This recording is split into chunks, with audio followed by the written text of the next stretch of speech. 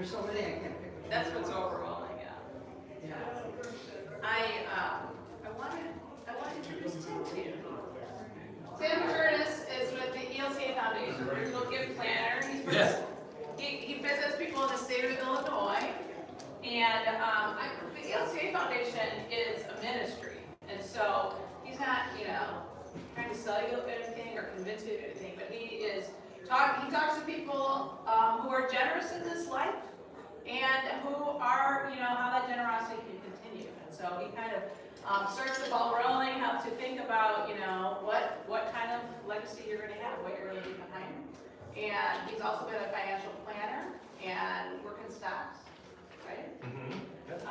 He told me this morning. So he's got the experience, and he also told me this morning that this is really like his calling. That he took his experience in financial planning, and then now working for the church is just like, he's really found his wholeness in doing this work and just going around talking to church people. He's a member of Bethlehem Lutheran in St. Charles. And Art Homer used to be my pastor when I first started. Yeah. So Peter's dad, that gives you an idea. Yeah, so we're all connected. Yeah. So, thank you very much. Thanks for being here, Tim. Yeah, welcome. Again, my name is Tim Ernest. I work for the ELCA Foundation, and we are part of the ELCA. We just separately incorporated a little while ago. And I would like to talk to you about something I call expectation versus reality. And I want to tell you, this is a couple of years ago now, but I was going to give a presentation like this. I wanted to attend the service beforehand. It was up in Crystal Lake, and I left my home. I live in North Aurora, and I started driving north, and the fog was thick. I mean, it was really thick. And if you go up Route 31, there's this new bypass. I think it's around Algonquin. And I didn't want to miss my turn, so I pulled over and I turned the GPS on in my car so I wouldn't miss my turn. But you know what? This section of road was so new, it wasn't even loaded into the mapping software. It just showed like a triangle going through like the woods. And I'm like, oh. So I got to church. I went straight to the service. Got out afterward and had to set my stuff up while I had people waiting. And so my thoughts were on my way home is that, you know what, I need a plan. I need to do a little bit of planning. And I thought, you know what, I could have pulled out a map. I could have figured several routes on which to go to get up there. And so I just thought, hey, if I had done a little planning beforehand, the outcome might have been a little different. But let's say your son or daughter or your grandson or granddaughter comes home and says, Mom, Dad, or Grandpa, help me do an art project. And you say, sure, just take some paperboard, line up some crayons, see if we can't melt the crayons and see what happens. You give it a shot and voila. That's the reality. Okay, the expectation was, right, you get a nice art project, the crayons started rolling around, you got some duct tape, but that didn't really help much. Let's take a look at another one. Expectation is coffee cake in a cup. It's really easy to do. You put it in the microwave, you it. Wow, and the reality is, I got a little bit of a mess here. Here, Aunt Getty's does these beautiful photos. It's just about Halloween. You've got an extra pumpkin. You're going to cut a few holes in it.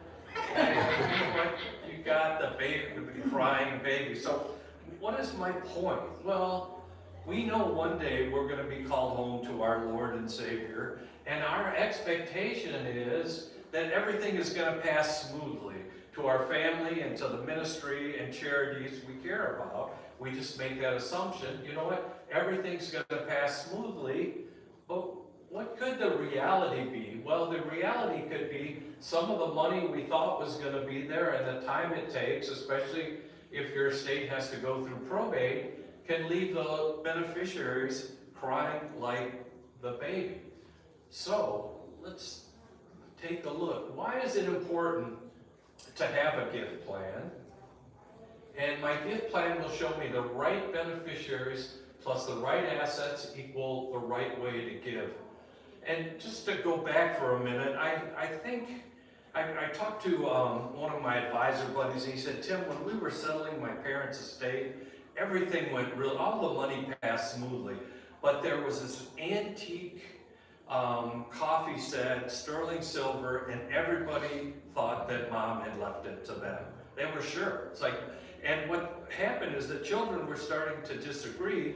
They were starting to butt heads about, you know, who gets that. And luckily, their mom had sent a list of the items that were going to pass that weren't included in the will or the trust, and that resolved the issue. It was nice that the mother had thought through what was going to, you know, what the kids might fight about, and had made a list of exactly who gets what. And I think the thing we think about is that, you know what, those projects that I showed, you know, even though those got a little bit messed up, we can go back and we can get the baby to stop crying. We can, you know, get a new piece of paperboard, and we can do those over. But what about at the end of our life? We don't really get a chance to go back and do that and get a do-over. So my gift plan really will show me the right beneficiaries plus the right assets equal the right way to make a gift. And who are the right beneficiaries? Well, the people that you care about, maybe your family. And what about leaving a gift for the church? So using the right assets. So what are the right assets to give your family? What are the right assets to give charity? And does it make any difference? Well, if you leave your traditional IRA to your children, it's going to be taxed. If you leave your traditional IRA to ministry, it's not taxed. Well, one thing that I learned with like my retirement accounts is I have 3 children. And if you divide 100% by 3, you get 33 1/3. And you know what? You talk to those financial institutions and they're like, no, Mr. Ness, I'm sorry, we're not going to deal with, you know, 1/3 of 1%. Please raise that to the nearest whole number. And so I'm thinking, well, you know, some are saying, well, 1/10 of a whole number. Others are saying to the nearest whole number. But my issue is, well, what child gets 1% more than the others? And then my thoughts are, well, what if I did this? What if I gave 30% to each of my 3 children and left 10% for the church? That actually solves my issue of, you know, 33 1/3. And not only that, it lets my kids see how important church was to me. And so one easy way to make a gift, sometimes they'll say, well, hey, Tim, we saw the attorney. It's easy to meet. It's a good idea to meet with an attorney. But what if you just said, well, you know, I'd like to make a gift. Are there ways that I can do that without seeing an attorney? And you can simply get a beneficiary designation and add the church as a beneficiary, and you know, you mail that back. So you make a call, they send you a form, you mail it in. That costs you what, 1 stamp, and now you've made a gift. One thing that you may have heard is, you know, oftentimes assets go through probate, but there are some where you've named a beneficiary where they pass direct. And typically, what do we see going through probate? Well, it's usually property. It doesn't have to be. If property's in a trust, it doesn't have to go through. Or in Illinois, now you can make them transfer on death. And so in that case, it wouldn't go through. But very often times we see people don't do anything with their property, and then eventually that ends up going through probate. But what about where you've named a beneficiary? These are the things that pass direct. An IRA, a pension, a 401k, where you've named beneficiaries. Again, a life insurance. You know, oftentimes I'll see people, I have a man I was dealing with out in DeKalb, he just wanted to give the life insurance to the ELCA, and he set up a donor advised fund, but he wants to gift his life insurance, and you can simply, you can either make like the church or the ELCA an owner. In our case, they made the foundation the owner, and he continues to pay the premiums on that life insurance.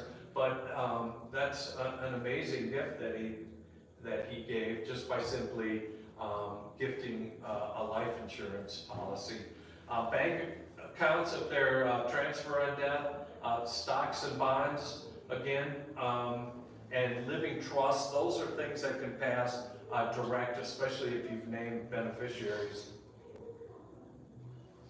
But let me go over a little bit about ways to make a gift. One way is a direct bequest. So a gift from your will is basically a direct bequest or a trust. A charitable remainder trust and charitable gift annuities. These next two are what I call split gifts. So what do I mean by split gifts? Well, I've had somebody, or I've had a couple of people either give stock, or and a couple of times it was real estate, where they said, you know what, Tim, we're actually willing to gift a farm, but we need income. My wife and I need income for the rest of our lives. So what we do is we set up a charitable remainder trust.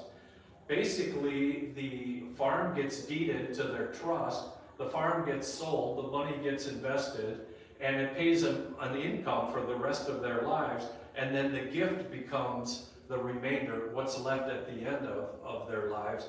A charitable gift annuity, the same sort of thing, where you can get an income for your life. You might say, well, how does that work? Well, what they do is they calculate sort of your life expectancy, and due to the payout, what they do is set up so there's about half of the money left in that charitable gift annuity when you meet your life expectancy. Now, some people live long. Lutherans tend to be very healthy, especially ones with gift annuities, but some people die sooner, and the gift is a larger amount. But again, it's the remainder of the annuity after your life, or your life and your spouse's life, the remainder becomes the gift. Charitable IRA rollovers, when you reach a certain age, it used to be 70 and a half, I think it's up to 73 now. You're required to take required minimum distributions from your retirement account, so you have to start withdrawing. People are always amazed. It's like, well, I don't really need those funds right now. How come I have to take them? Well, because the government wants to tax part of that, and so you've got to pay tax when you make a withdrawal. But one thing you can do is if you go directly to a charity, that can count as an RMD and still benefit the church, and no taxes are actually taken out, but it counts as the RMD. Another thing that we do are donor advised funds. People say, I'd like to make a gift, or I'd like to make a gift to the church. What if I set up a donor advised fund, fund that with more or less a lump sum, and then have, then I'll tell you when I want the checks written out of the donor advised fund. And again, a beneficiary designation, we've talked a little bit about those, but an easy way to make a gift is just by simply adding the church as a beneficiary. Very easy to do.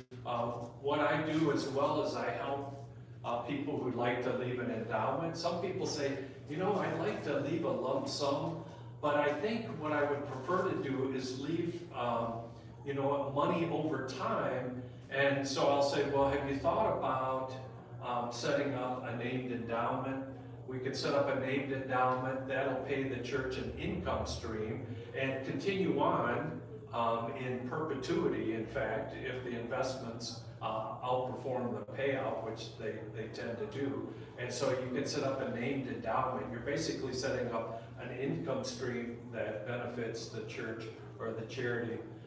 Gifts of real estate and other complex assets. So sometimes people say, I have a home, or I have a vacation home that we don't need or we don't use. And some people are thinking, you know what, I'd like to make a gift of my home, like to live in it for the rest of my life, but tell me about ways that I can make a gift of real estate.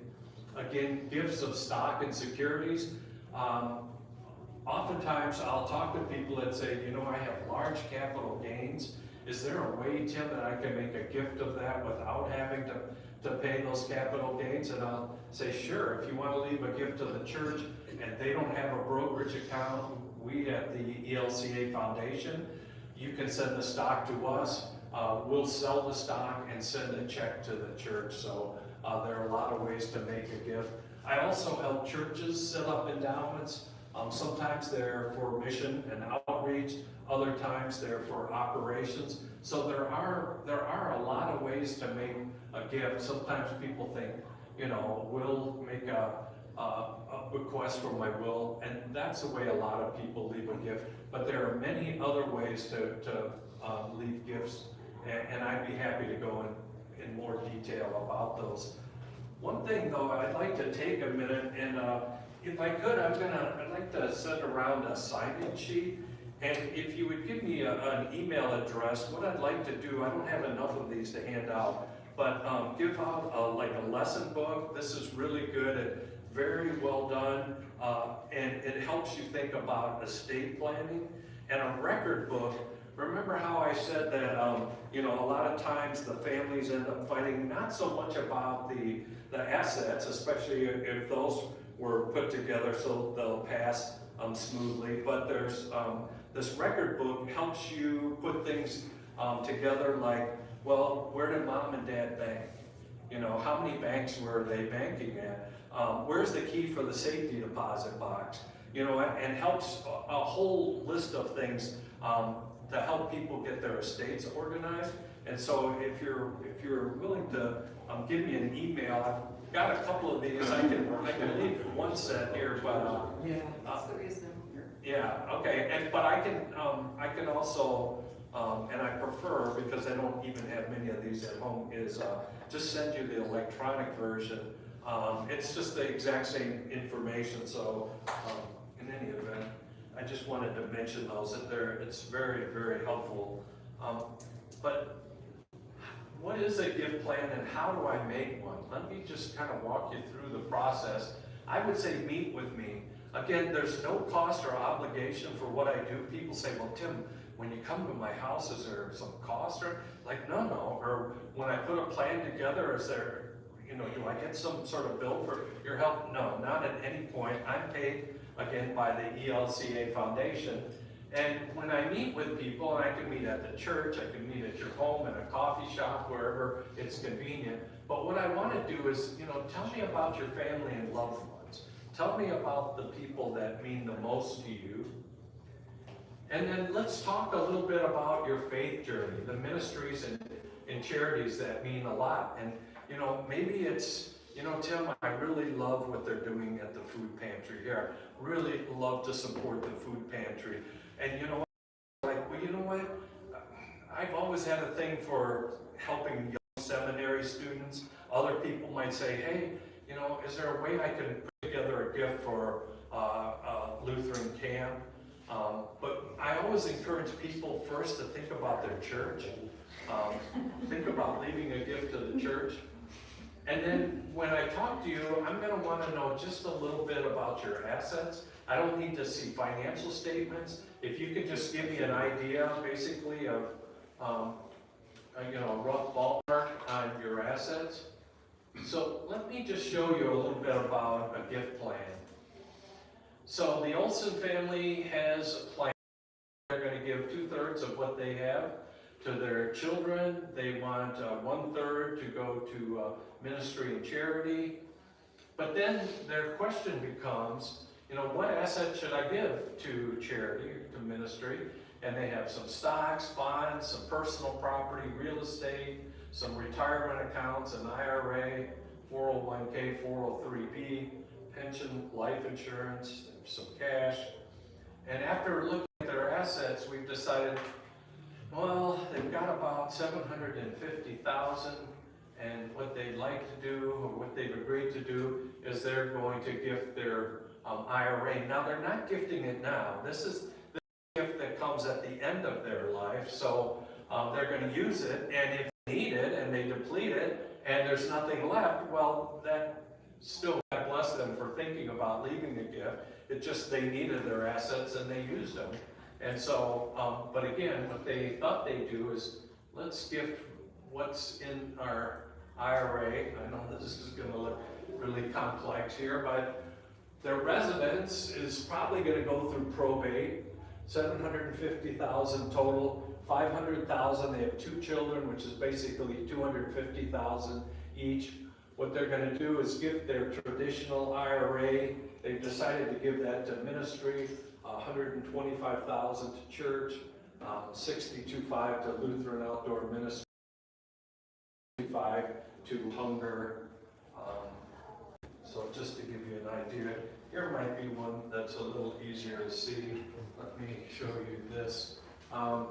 So this question is, if you both passed away tomorrow. So if you both passed away tomorrow, this is a different family. They have a total of about $1 million in assets. What ends up going through probate is their residence, worth approximately $300,000. What they're doing here is they're going to give 10%. They've decided to give 10% to charity. That leaves $900,000 to go to their 3 children, $300,000 to each child. And what they've done is they're going to split their IRA. 200,000, 80% is going to end up going to the kids. What they're going to do is give 20%, which is 50,000 of that to charity. That smaller 403B, they're also giving to charity. So 100,000 again here is going to ELCA World Hunger. 40,000 is going to their church. And something is going to go to St. Jude's, 20,000 is going to St. Jude's. But what we're doing is just taking a snapshot, and like if you and your spouse or you and your partner were to pass away tomorrow, where do the assets go? How do they flow and where are they going? In this case, 90% is going to the kids, 10% is going to be gifted to charity, and it's very helpful sometimes for people to kind of see this chart and just kind of take a look at where are my assets going. So again, what I say is, you know what, explore your passions, create a gift plan. I can help put that plan into effect and gain assurance that you're using basically the right assets. So again, create a gift plan. I can help with step-by-step instructions. But sometimes people say, well, Tim, I have a will. It's interesting. I know you had an attorney speaking here was it last week? Mm-hmm.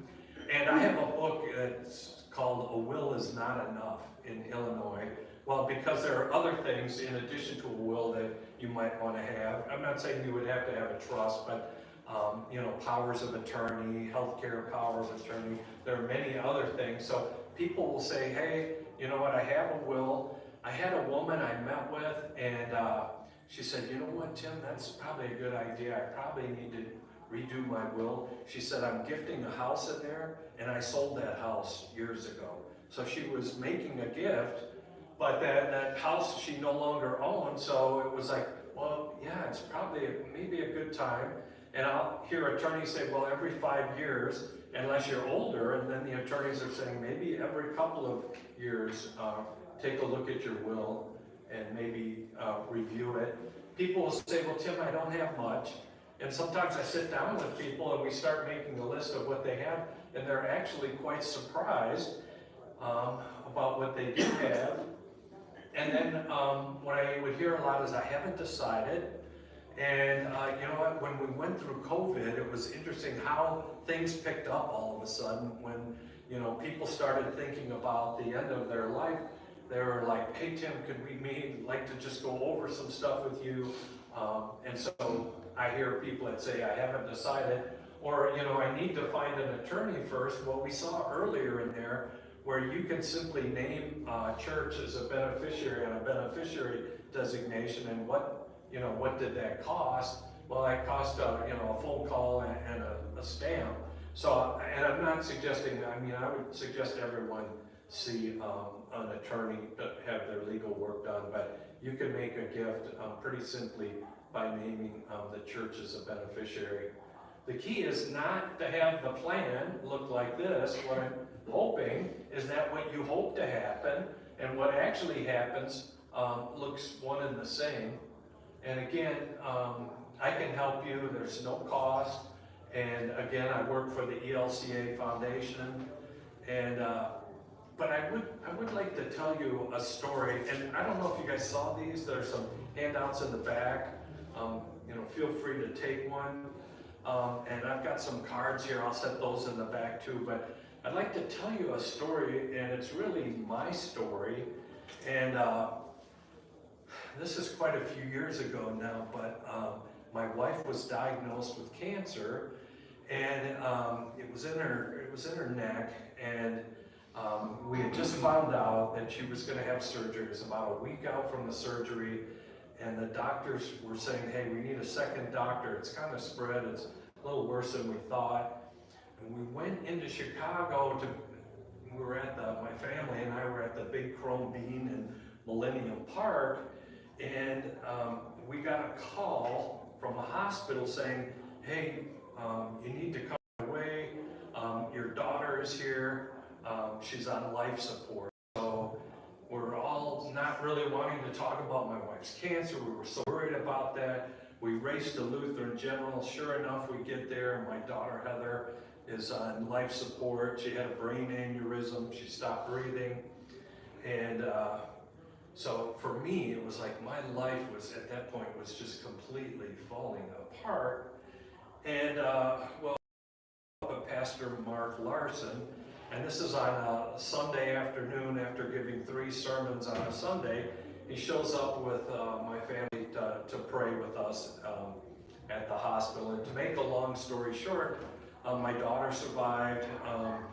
The surgeon said, hey, you know, we're like, what are the options? They're like, there are no options. We have to do a craniotomy and see if we can stop the bleeding.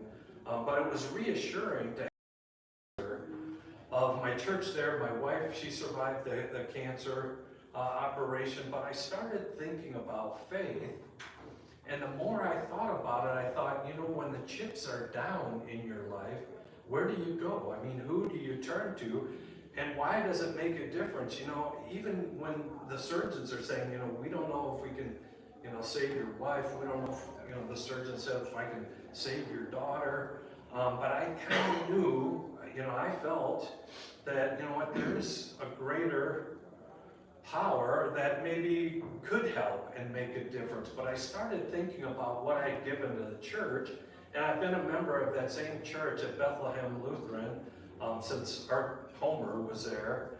And I started thinking about what I'd given financially, and then I worked at Hesed House, a homeless shelter in Aurora, built homes for Habitat, did a lot of things, worked as an usher for many years at the church, and I guess I really felt like, you know what, hey, I'm the donor, but I hadn't stopped to think of all the things the church had done for me. It married my wife and I, baptized all our kids, gave them their first Bible, confirmed them there, and then I thought about when my parents died, the kind of funeral that I felt that they deserved. It was wonderful. I mean, when my mom died, it was such a tragedy. There are 4 adult men who have no clue what to do when somebody had no clue.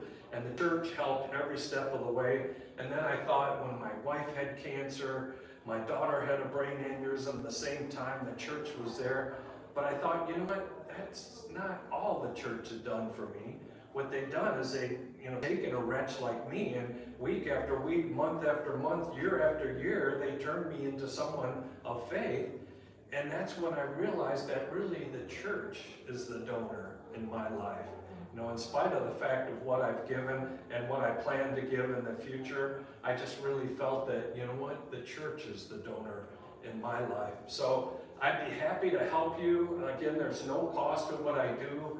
I'm happy to meet with you and just talk about maybe the plan that maybe you have in effect now. Maybe that, you know, hey Tim, I'm using this asset. Is maybe that the best asset to use to make a gift?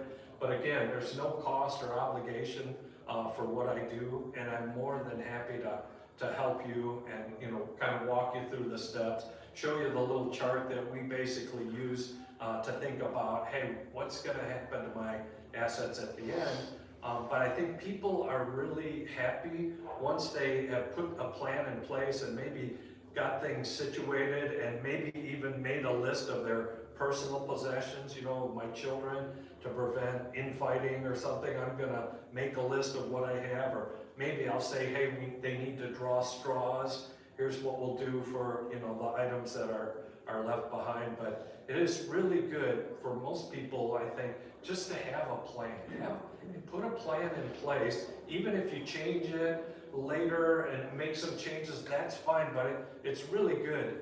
What we see is about a third of the adults 18 and older in the US have a will, which tells me 2/3 don't. And the issue is, maybe you wanted to make a gift to St. John, but you just didn't get around to it, didn't get into your will, and you know what? According to the laws of descent and distribution in Illinois, the church, they're not going to say, you know, she really intended to go to a gift to the church. The judge isn't going to do that. He's going to make the decision for you where your assets are going to go. So I think to prevent that, it's really a good idea to have a plan, maybe to have a will and the other items you need, as well as thinking about maybe a trust. But what I'd like to do is just open it up. Guys, are there questions? Anybody have questions about things? But I see a lot of people who have, they're making gifts in their will and they don't have that asset anymore. They're maybe thinking, hey, I'll put off, getting a will till I'm, older. My health seems to be pretty good. But again, I would just highly recommend meeting with me. Again, there's no cost, or just having a conversation about leaving a gift. I could really help. So that's basically what I have in a nutshell. I still don't understand that trust. A trust? Here's kind of the advantage of a trust. Let's say I died and I only had a will, and unless my wife has power of attorney in place, like, people don't get your assets. What if I'm incapacitated? What if I had a stroke and now I'm just unable to sign the documents I need? The nice thing about trust is you can name a successor trustee, and they can write checks, they can handle, where you really can't do that with a will until that person is actually physically passes away. And so the huge advantage, I think, to a trust is that and there is another advantage, a trust is a private document that's never made public, but wills are public. Like, people can go in and see, what you've given to who, by your will. But the big advantage, I think, is if you're incapacitated. And I remember my mother-in-law, she had a stroke and she really couldn't sign anything, but my wife was her trustee, and so she could handle all her affairs, pay all her bills, and take care of everything until she did finally pass away. And then And does a lawyer draw up a trust? yes. Mm-hmm. The trust also doesn't go through probate, right? That's the other Yeah. huge thing, is that what people So try people can immediately be Yeah. distributed. Yeah, and in Illinois, if you have an estate that's less than $100,000, you don't have to go through probate.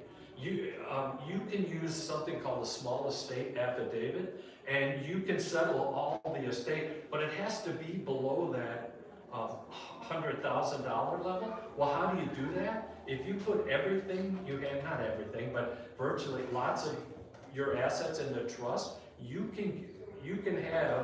might have $1 million estate, but if you put 900,000, either in that trust, so it gets resolved, distributed through the trust, and then you only have 100,000 left over, maybe some vehicles and some other assets that you can use a small estate affidavit, and it doesn't have to go through probate. The issue with the probate is it's probably going to take an attorney, it's going to take time and cost. There are going to be some legal fees associated with that.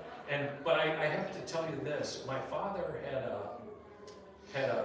a trust, and it was a pretty large trust, and he didn't get himself below that 100,000, and then that ended up going through probate, even though he was doing his best to get it down to that level. He had some things that pushed him above that level, so it ended up going through probate, even though he had a trust. But that is a huge advantage to having the trust, is not going through probate, and kind of keeping your financials private, you know, so it's not public knowledge, like a will is where someone can, you know, see what you did with your assets.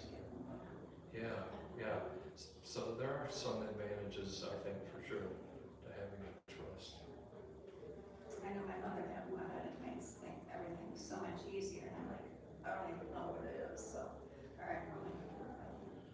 What my father did again is trying to minimize, he put so much stuff in trust. There were bills, like some medical bills and things that needed to be paid from his estate, but there was so little left in the estate. I mean, there was still over the 100,000, but there were items that had to be sold, but there wasn't really enough in a checking account to pay bills. That made things difficult too, so, yeah.